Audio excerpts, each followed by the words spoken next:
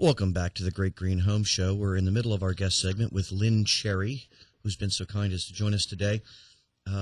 Paul, we have Lynn's going to questions for us. We want to. She's going to finish the story so that we know whether the woods and the Belt Woods was saved or not. Right. I was talking about the kids' letters. Right. And so this one kid wrote, you got the land for free, and can't you give it? Can't you sell it to the Trust for Public Land, which had offered $4.5 million? Mm-hmm. And then another kid wrote, God is going to be really mad at you. These were just really great letters that only kids could write. The rest of us would get sued for that, but that's okay. So anyway, after they got on Sunday Morning News with Charles Osgood, and they interviewed me, and I didn't mention, I guess, that this all came about because I'd written this book called Flute's Journey, The Life of a Wood Thrush. Oh, neat. And I'd put my wood thrush in the Belt Woods.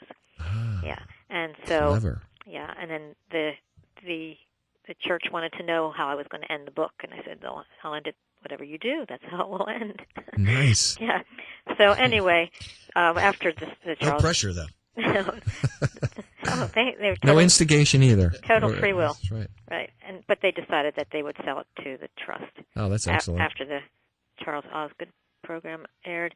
And, they just needed to do what was right.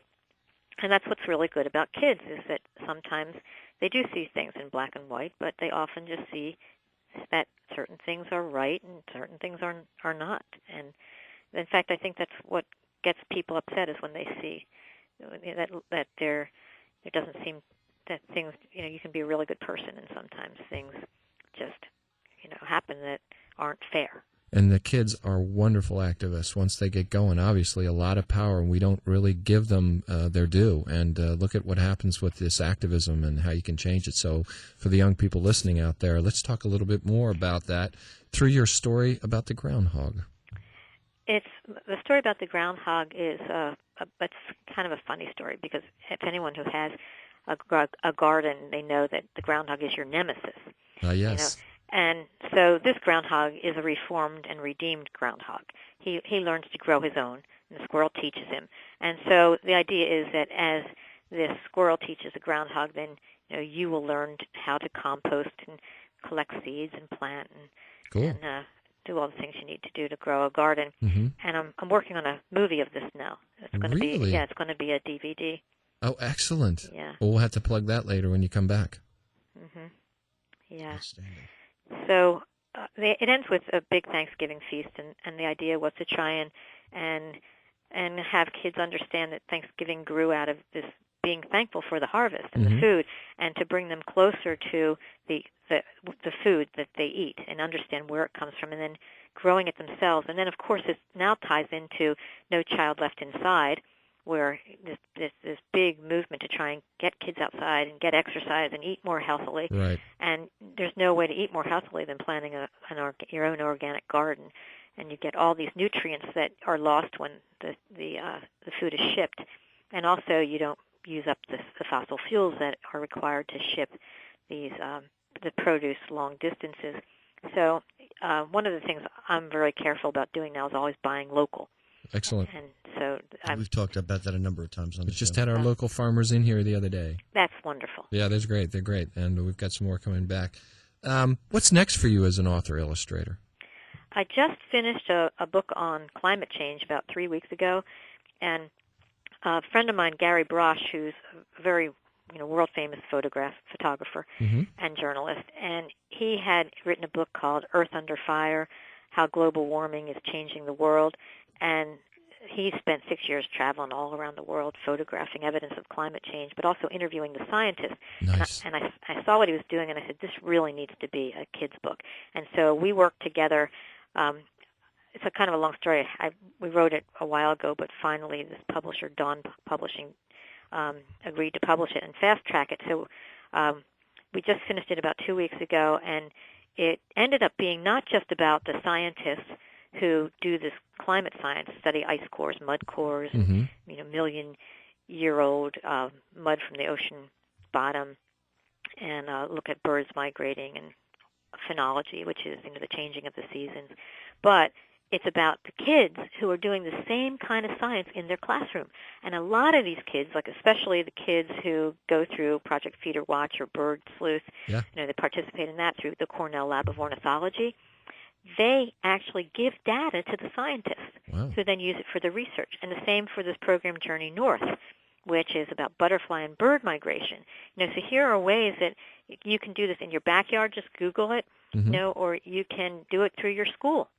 And it's really exciting because you're collecting this data and the scientists are using it to understand, for example, just the scientist in my book, Terry Root, who's a woman at Stanford, professor there, and she took all this data from the Christmas bird count, which is going to be this weekend if anyone wants to get involved in that, and through some of these Cornell projects. And she took the data and she compared that data of when birds arrived in the spring to changes in temperature, and she found that they were changing their range because of the changing climate, because of the warming climate. And this was, and her data is so robust. In other words, it's just, there's so much of it that there's really no margin of error there. Yeah, that's right. Absolutely.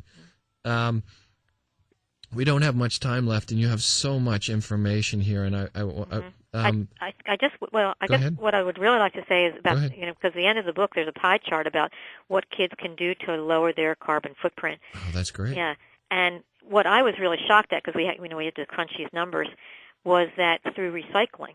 Like if your town, if kids who are listening to this show, if kids started recycling programs in their communities and in their town and then maybe their state, that would have a huge significance in lowering the CO2, the carbon dioxide that goes into the atmosphere. Right.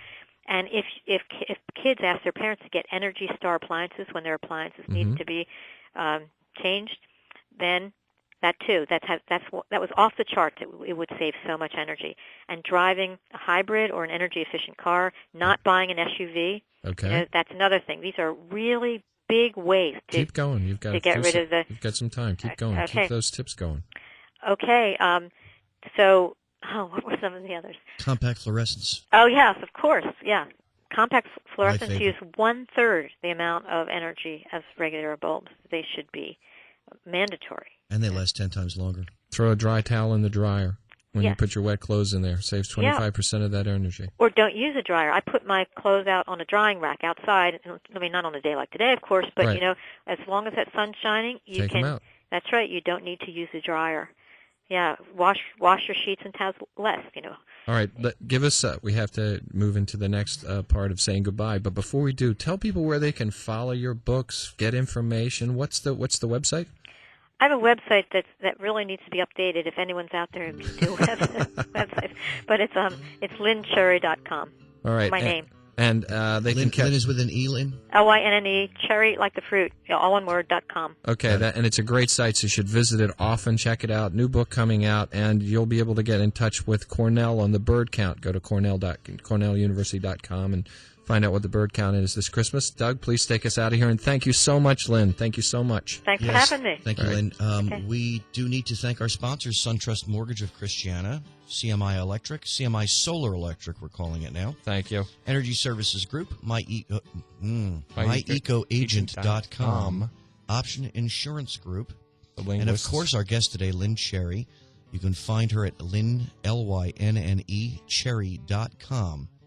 And that should about do it for today. Next week, I'm Doug Hunt. You're Paul Hughes, and we'll join you next week with another great guest. Have a great one.